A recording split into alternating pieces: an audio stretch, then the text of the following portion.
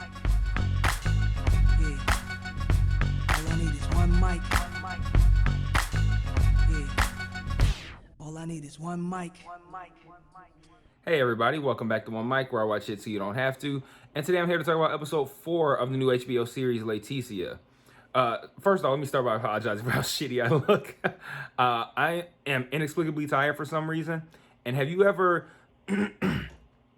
like choked on your own saliva, like where it like goes down your windpipe and you like start coughing profusely? I just did that right before I started recording, so I'm like I have to like clear my throat.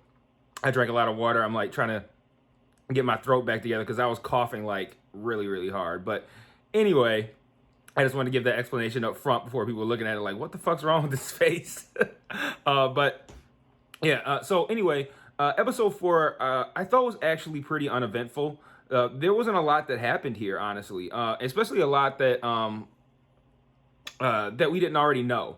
I felt like this episode kind of could have been either completely removed altogether, or removed altogether is a bit excessive, but I feel like most of this we didn't need, and we could have tacked on what we did need to the previous episode and maybe the next one. There was a lot of stuff that happened here that I thought was going to lead somewhere, and it really didn't, and it just felt like, okay, we're kind of like rehashing the same shit. Almost like they were like, okay, we got 4 episodes or 5 episodes of content here, and HBO said, we want 6. I don't care how you do it. Give me 6. And I don't know. I feel like sometimes there's a lot of networks that do that, where a show will have, the story that they want to tell and the number of episodes that they want to tell. And for whatever reason, the network wants more episodes. I mean, they're probably thinking ratings and thinking money. And unfortunately, they're doing that at the expense of quality. And they're probably thinking like, most people aren't going to care. They're still going to watch anyway. Even if the episode is uninspired, they'll still watch it and we'll be fine. And, Apple did that with Ted Lasso this season. They had, they got 10 episodes and Apple said, nope, we want 12.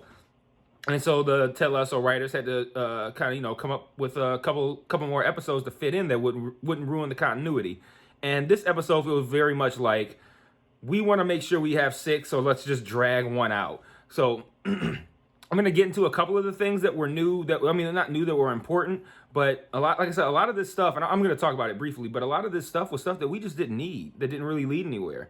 The most interesting aspect of this episode, which I did find quite interesting, was the political firestorm that was created with what we found out. I don't remember if it was the last episode or the second episode, but we found out that Tony had been let out of jail because of because they just were overworked. Like, they didn't have enough judges to try him. Judges had a huge backlog of cases, and they were just letting people out who they just could not see in sufficient time, and they were prioritizing like the really bad cases. Because let's be real, Tony was not at any point in one of his many times in jail in there for something minor. And of course, Tony gets let out. And when, once he ends up killing Laetitia, then it's like, okay, well, why, then people look back like, okay, why was this guy not in jail already for his, his other crimes? So there was a huge protest of people who were saying that essentially the magistrates were not doing their jobs and letting criminals out to do criminal shit. And then what happened with Laetitia happens. And then the magistrates are on the opposite side of it saying, we're only human, we're understaffed. There was a woman that was like, I've seen judges work, hear cases until 10 o'clock at night. Like, they're really dedicated. We just don't have the manpower. So that was a very interesting thing to me, because that's not something I ever think of when I think of like a high profile murder or something like that. And it's not something that's covered often in television shows or movies, that idea of like, okay, well, was there an opportunity to have stopped this person before? And not even that, but like dealing with some of the like real life ramifications of a situation like this. Because they didn't have to put that in there. Like, they could have just told the story about her, and they didn't have to put in this stuff about the politics and the protests and stuff like that. But I like seeing how these sorts of things have real world consequences. It helps make the show feel more real, like how I say about the real life footage that they show in here. So all that lends to the idea of like, remember, this is some shit that really happened. And like, having the real life footage helps with that. And then having things that, having footage that shows how this case affected people's everyday life. So I thought that was actually really cool. And they spent maybe like the first 10, 15 minutes of the episode there. But I also felt like the episode went kind of fast. And it's probably because I didn't pause it as much as I normally do, because I'm like taking notes and stuff. So I might pause it, be like, okay, let me write this down. I might want to talk about this. I might want to talk about that. But so many things were kind of just like, I don't need to write this down, that I got through the episode faster. So it felt like it went faster. Interestingly enough, not surprisingly, I should say, interesting but not surprising, the foster dad was on the side of the people who were getting on the judges about not trying cases often enough, and letting these people go. And I feel like the father, like I've already said, I feel like the foster dad, there's something up with this guy, but more on that later. Tony, at some point, they interview him, and he says that he didn't work alone, and he throws this one-armed guy named Lulu under the bus. And then we get this scene where this Lulu guy is at the bar at the same time that Tony and Laetitia were there, and he's just kind of observing. He's seeing them. He tells the cops that they were getting along well. He's observing them getting along well. And then he walks and he follows them into the bathroom, and we see them do coke. And Tony gets into an argument with somebody in the bar. She goes outside, freaks out because she's not accustomed to yelling, which makes sense. Not accustomed to yelling sounds like a real downgrade of her situation. But she can't handle yelling like that, because obviously that's what she experienced growing up. And I thought this whole thing with this Lulu guy was going to play out in this episode. And it really was just that scene. And then I'm looking back like, okay, what did I learn here? I already knew that they did drugs because she talked about it with the people that she talked to over the phone over the course of that night, or via text. We found out that she did a bunch of drugs that night. Obviously, it's not too surprising, nor do I really need to know that she can't handle yelling. Like, okay, that makes sense. I mean, that's happened her whole life. And Tony's a hothead. Okay. I thought the purpose of that scene, it was going to feed into more where this Lulu guy was going to see something that we as the viewer didn't already know, but that was the last we saw of it. And again, that scene felt like a waste to me. I didn't learn anything from it other than the fact that someone else saw that they did drugs, but like that didn't, like I said, that didn't go anywhere. Now, I'm telling you, I'm still suffering from that fucking saliva thing.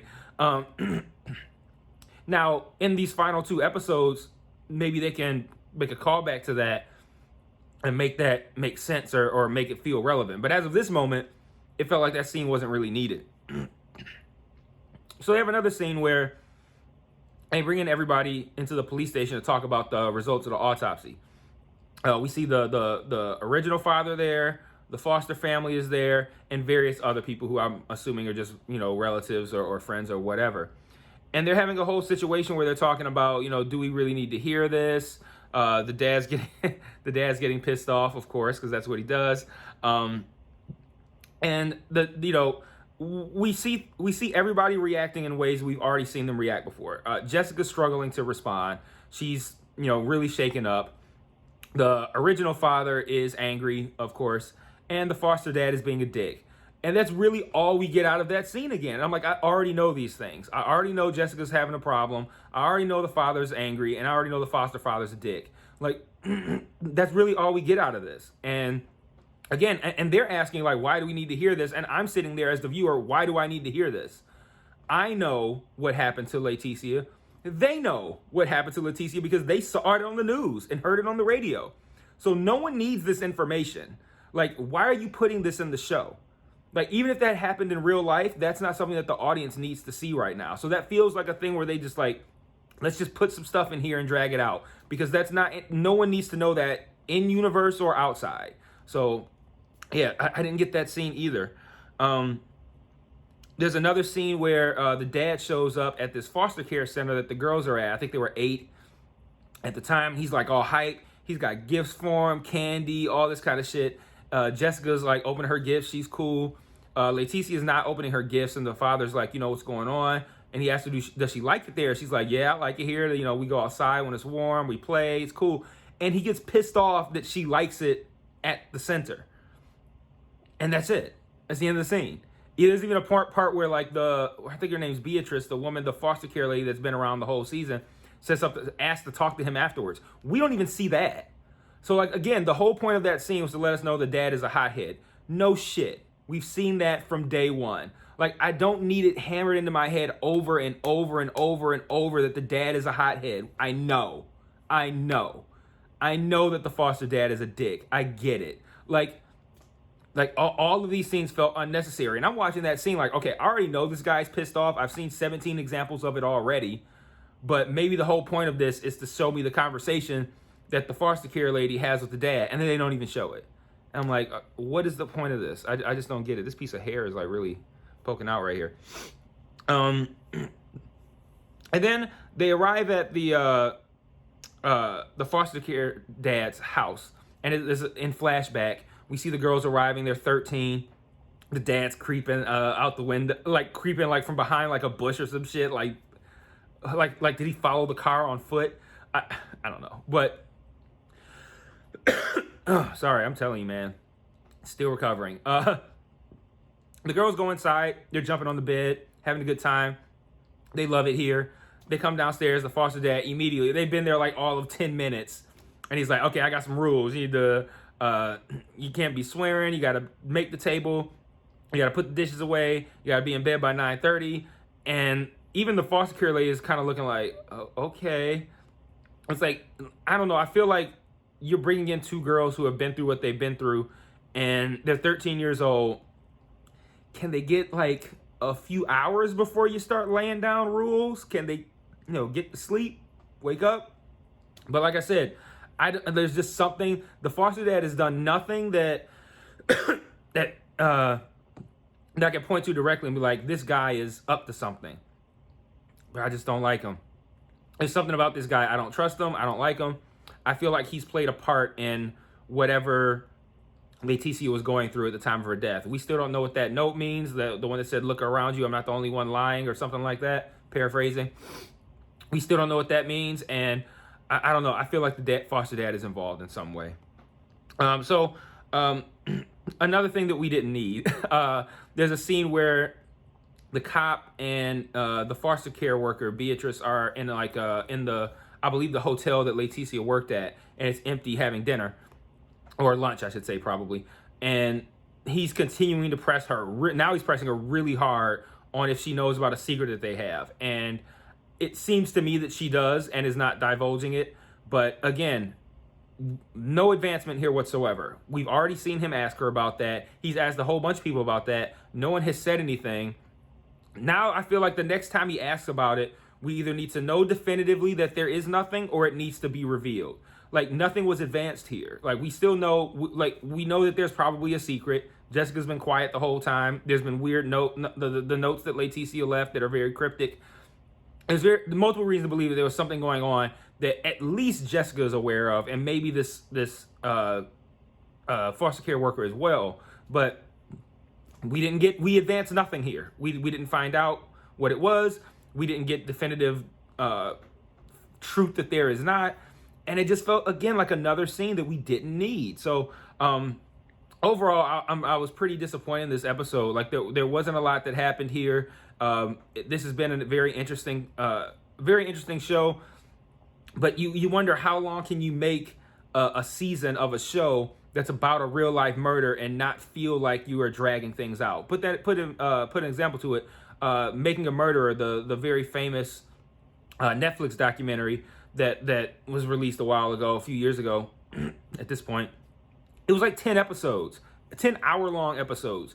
They did not have 10 hours of worthwhile content there. Like, that thing could have been trimmed way down.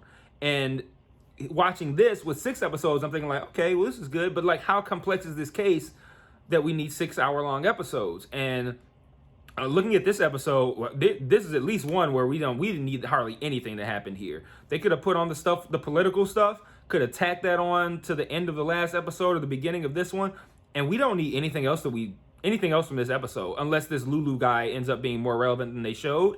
But after this episode, a lot of this felt like just hammering home the things that we already know. The foster care dad's a dick. The original dad is angry. Jessica's got a secret probably, and she's really having trouble holding it in and keeping it together.